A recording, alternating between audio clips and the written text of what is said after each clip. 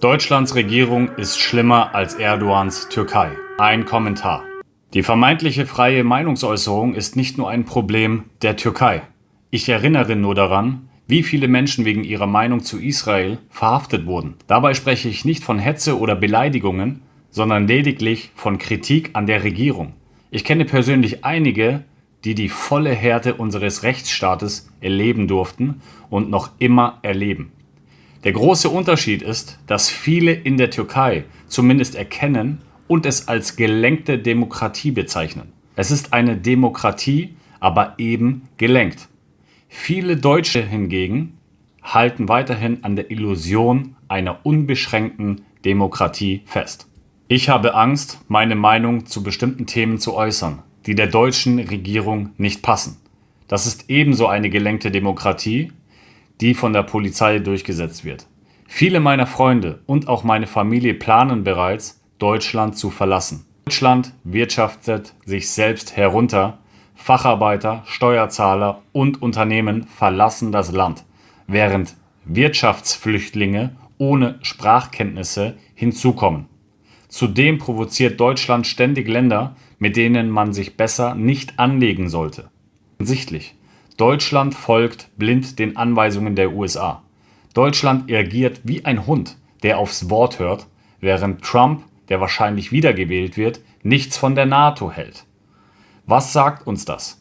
Deutschland verärgert jeden und wird im Kriegsfall allein dastehen, mit einer moderaten Armee und wenig Unterstützung. Ich bin kein Erdogan-Fan und habe ihn bei den letzten Wahlen nicht gewählt. Doch was viele in den deutschen Medien als Drahtseilakt belächeln, ist in Wahrheit ein Geniestreich.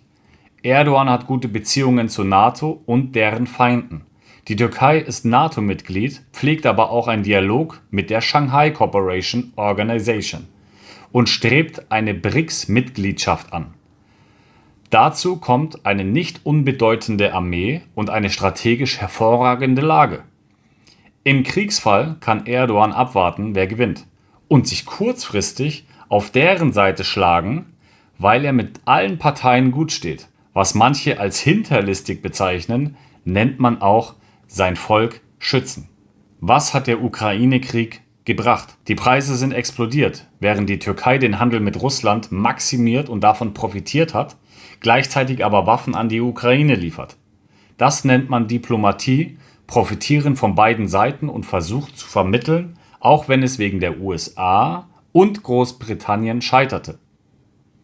Ich werde meine Familie nicht in einem Land lassen, in dem eine erhöhte Kriegs- oder Terrorgefahr besteht, eine scheinheilige Meinungsfreiheit besteht, die Wirtschaft den Bach runtergeht und die Steuern hinterlistig steigen, wie die CO2-Steuer.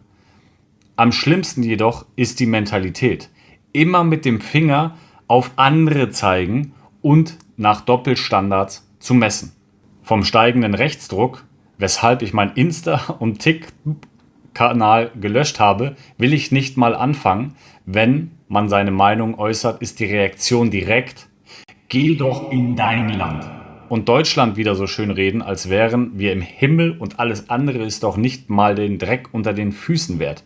Zahlreichen rassistischen Nachrichten, vor allem auf TikTok, unter den Videos.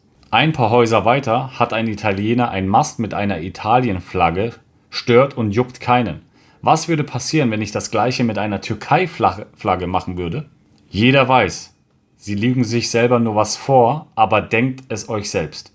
Die Türken haben mehr für Deutschland gemacht als Spanier, Italiener und so weiter und ist wahrscheinlich nach den Syrern und Afghanen einer der am meisten unerwünschten und gehassten Nationalitäten im deutschsprachigen Raum, also im Dachraum.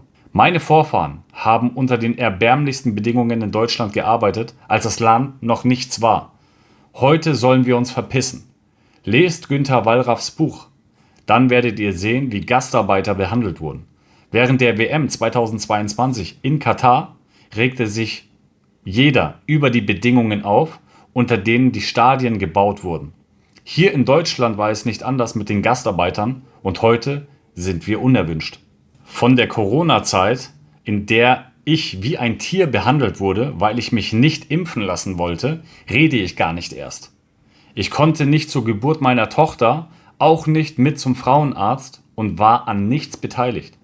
Ich wurde fast depressiv und fühlte mich wie im Gefängnis, während die Geimpften ein schönes Leben hatten. Die Frage ist es immer noch so? Jetzt fühle ich mich nicht einmal mehr wert wie der Dreck unter den Füßen der Deutschen. Auch meine deutsche Frau erfährt wegen mir, ihres türkischen Mannes, Rassismus. Kürzlich bei der EM hatten wir Türkei-Fahnen am Auto. Das Resultat waren Kratzer über Kratzer. Das gleiche vor 2 bis 3 Jahren an meinem Porsche ohne Türkei-Flaggen. Erst im Porsche-Forum habe ich gelesen, dass es bei hochpreisigen Autos normal sei und auch andere Forenmitglieder das gleiche Problem hatten. Ich war auch mit dem Auto 3 Monate in der Türkei und kein Kratzer und es stand nicht einmal in der Tiefgarage, sondern nur draußen. Das Höchste, was ich ständig erlebt habe, waren die Menschen, die Fotos gemacht haben vor dem Auto. Was sagt uns das? Neidgesellschaft aber ist ja bekannt. Mein Appell an alle, egal ob Türke, Pole, Deutscher oder sonst wer, verlasst das sinkende, undankbare Schiff. Ich hatte die schönste Zeit meines Lebens in Deutschland und bin dankbar dafür. Aber dieses Deutschland ist bereits hirntot, also nicht mit dem aktuellen zu verwechseln. Wäre ich hier erwünscht und würde so behandelt werden, würde ich vielleicht bleiben. Am Ende des Videos angekommen, kannst du auch deine Meinung natürlich zu diesem Kommentar dalassen und aber, falls du es noch nicht gemacht hast, ich verlinke es am Ende jetzt des Videos, das Video, um was es geht. Und du darfst natürlich auch gerne weitere Videos anschauen. Und wenn dir so ein Video auch gefallen hat und du mehr davon sehen möchtest und nichts mehr verpassen möchtest, darfst du natürlich gerne den Daumen nach oben da lassen, einen Kommentar da lassen und natürlich auch gerne den Kanal kostenlos abonnieren. Und ich freue mich das Ganze natürlich, wenn du mit deiner Familie, mit deinen Freunden und Bekannten weiterteilst. Ich freue mich auf das nächste Video. Bleib dran, bleib gesund. Beste Grüße, dein Markus.